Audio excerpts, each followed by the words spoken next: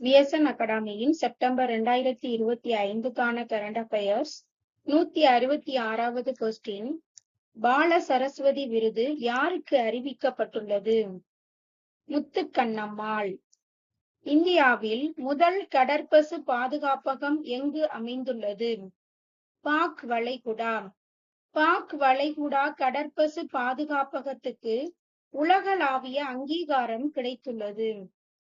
பாக் வளைகுடா தஞ்சாவூர் மற்றும் புதுக்கோட்டை மாவட்டத்தில் அமைந்துள்ளது.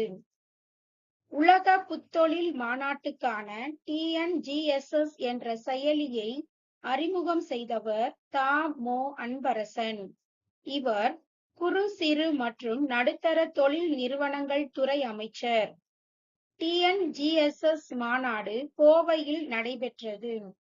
TNGSS Tamil Nadu global startup summit. Next, தபால் வாக்குகள் எண்ணுவதில் புதிய நடைமுறைகள் அறிமுகப்படுத்த உள்ள மாநிலம் பீகார்.